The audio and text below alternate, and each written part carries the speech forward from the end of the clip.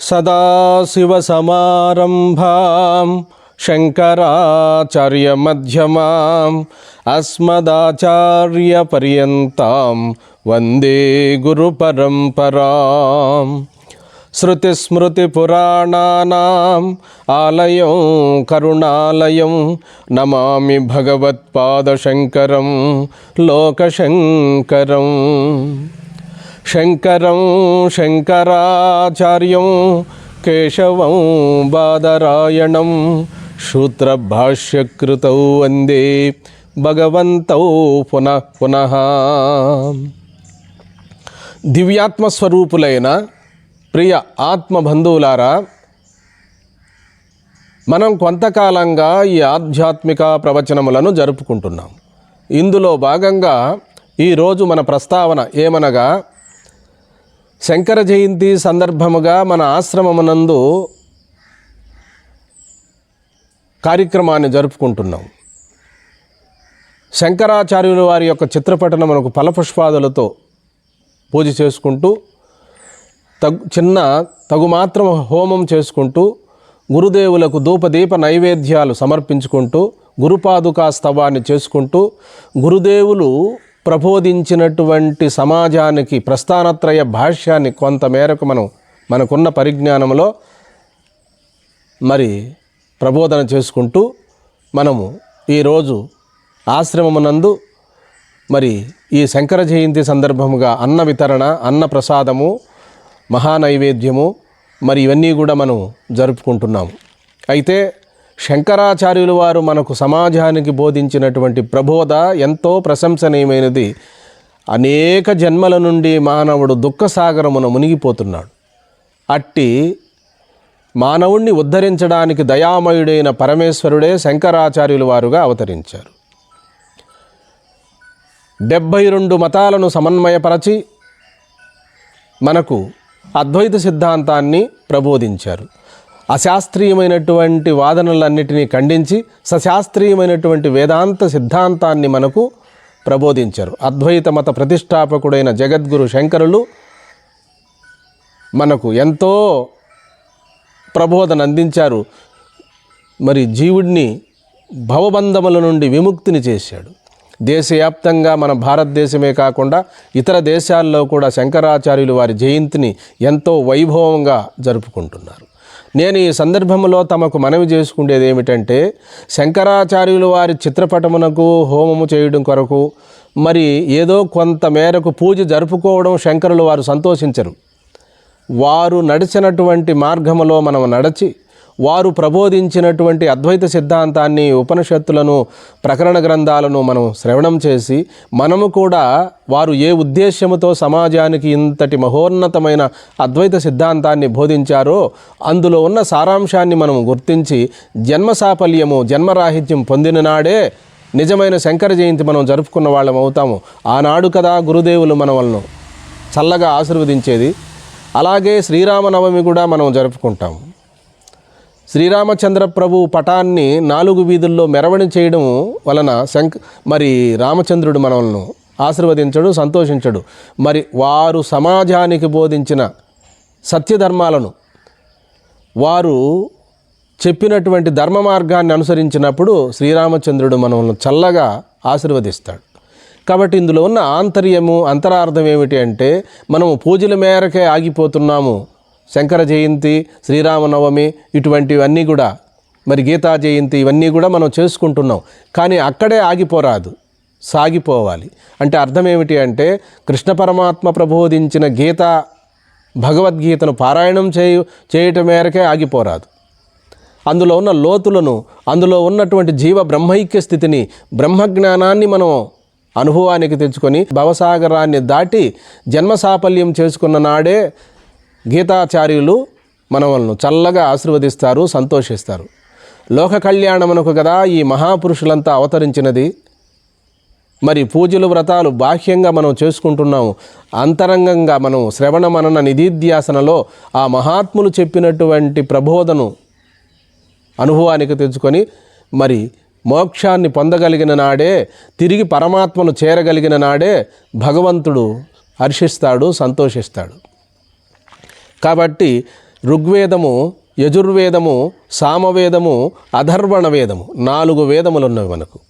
ఈ 4 వేదములు కూడా మానవుడు ఏ విధముగా నడుచుకోవాలి, ఏ విధముగా జీవించాలి అనేటువంటిదంతా కూడా జీవన విధానం, జీవన మనుగడంతా మనకు వేద ప్రమాణమై శాస్త్ర ప్రామాణికమై ఉన్నది.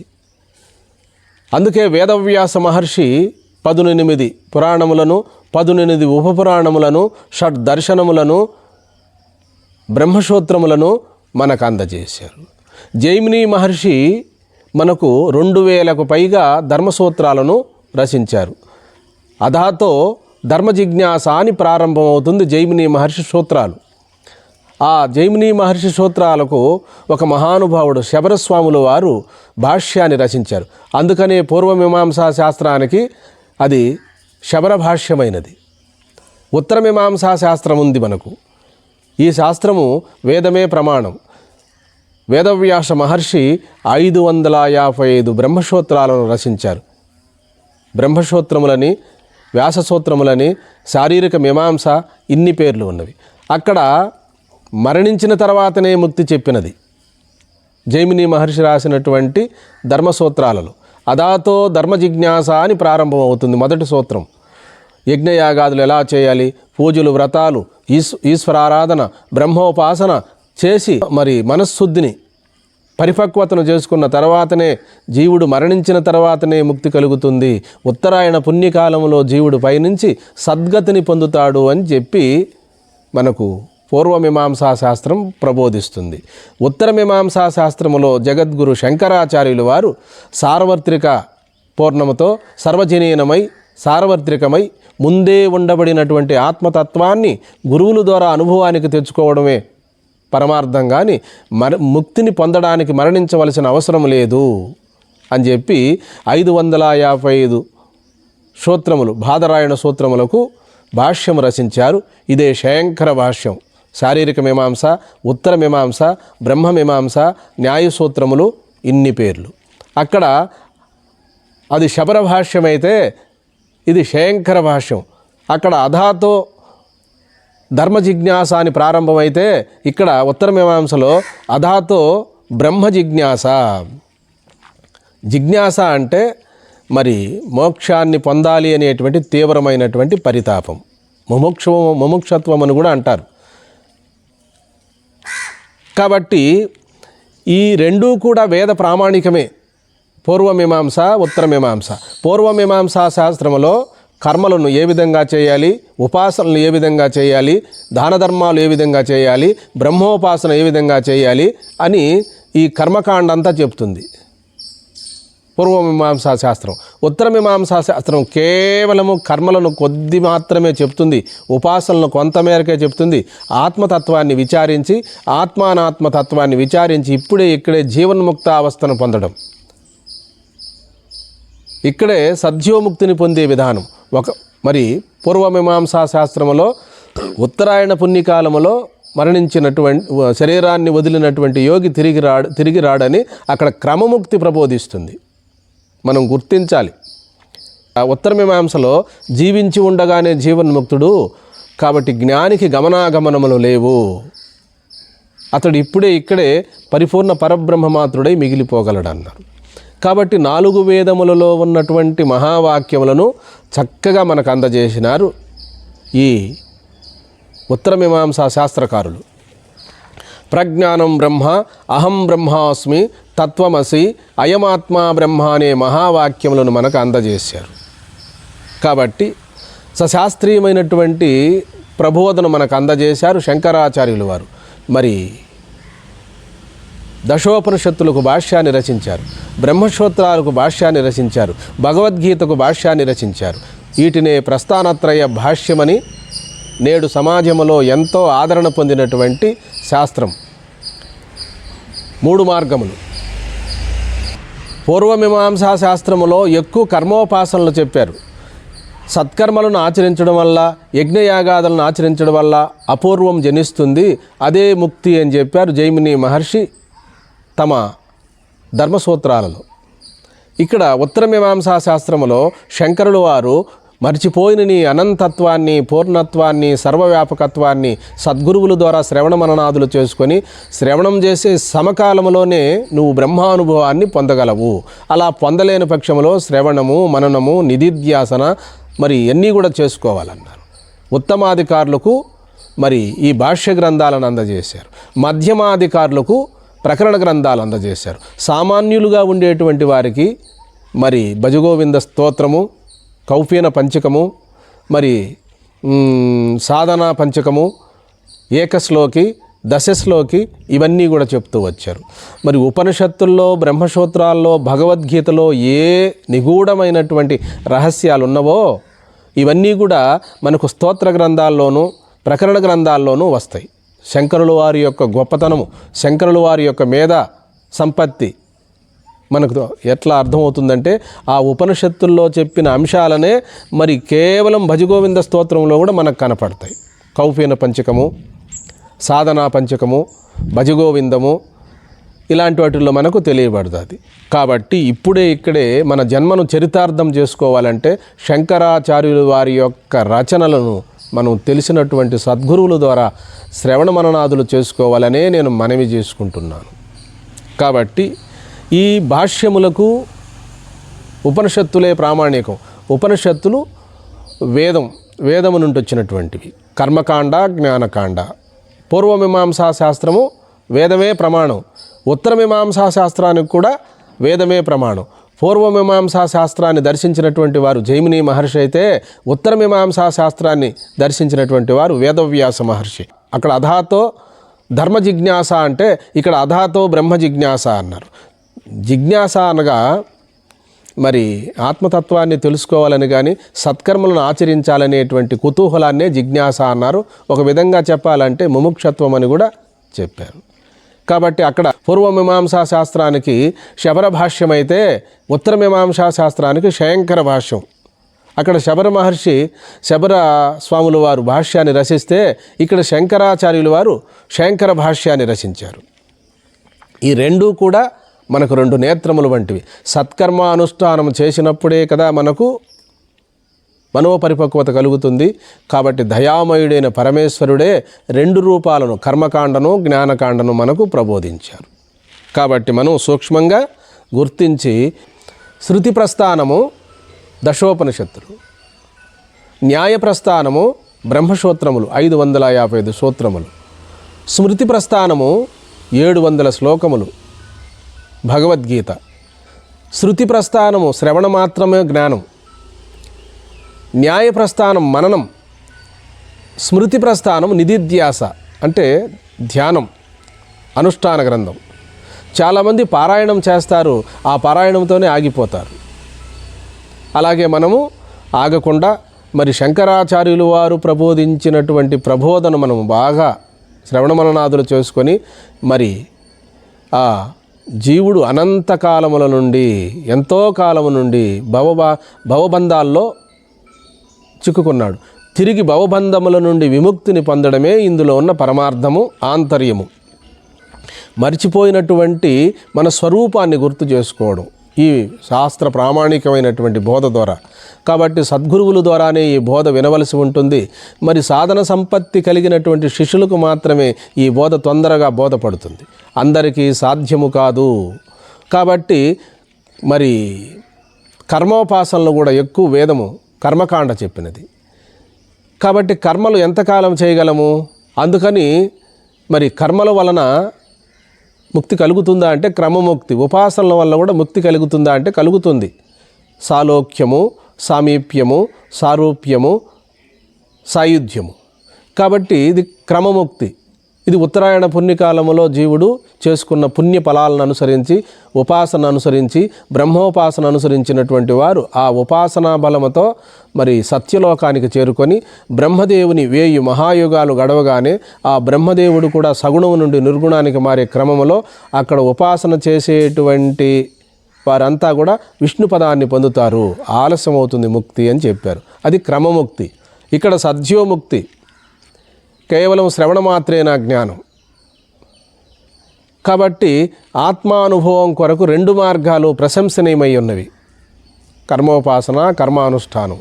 ఇక్కడ ఆంతరంగిక సాధన, శ్రవణ మనన నిధిధ్యాసనలు, ధ్యానం ద్వారా కానీ శ్రవణ మననాదుల ద్వారా కానీ మరి ఆత్మానుభవాన్ని, బ్రహ్మానుభవాన్ని ఇక్కడే జీవించి ఉండగానే జీవన్ముక్తావస్థను పొందడం. జ్ఞాని ఏ లోకమునకు వెళ్ళవలసిన పని లేదు. అజ్ఞాన దశలోనూ తాను బ్రహ్మమే, జ్ఞాన దశలోనూ తాను బ్రహ్మమే. కాబట్టి ఈ సాధనలన్నీ మనసుకు సంబంధించిన విషయమే కానీ, బుద్ధికి సంబంధించినవే కానీ, చిత్తానికి సంబంధించినవే కానీ ఆత్మకు సంబంధించినవి కావు. ఆత్మ ముందే ఉండబడినటువంటి మన స్వరూపము, స్వస్వరూపము. కాబట్టి ఈనాడు శంకరాచార్యుల వారి యొక్క జయంతి సందర్భముగా మనకున్న పరిజ్ఞానంలో మనం ప్రస్తావన చేసుకుంటున్నాం. కాబట్టి అందరికీ బ్రహ్మానుభవము, బ్రహ్మ సాక్షాత్కార జ్ఞానానికి సరిపడే సాధనము ఉండదు కనుక, కాబట్టి ఇంతకంటే ఇంకేమైనా కింద భూమికలు ఉన్నవా అంటే సోహం మంత్రాన్ని చేసుకోవడం. నిరంతరము ఆ అజప గాయత్రి మహామంత్రం జరుగుతూనే ఉంది మనకు. రోజు 21,600 పర్యాయములు. కాబట్టి జీవుడు నిరంతరము సోహం సోహం అని జపిస్తూనే ఉన్నాడు. ఆ శివుడే నేను, ఆ శివుడే నేనని. కాబట్టి ఆ మంత్రరాజనాన్ని కూడా గురువుల ద్వారా తెలుసుకొని ఉపాసన చేసినట్లయితే మరి తప్పకుండా క్రమముక్తితో మనము భవబంధాలను విముక్తి చేసుకోగలం. కాబట్టి ముక్తిని పొందగలం. కాబట్టి ఈ సద్యోముక్తి అనేటువంటిది బాగా సాధన సంపత్తి ఉండాలి. గురువునందును, దైవమునందును సంపూర్ణమైన విశ్వాసం ఉండాలి.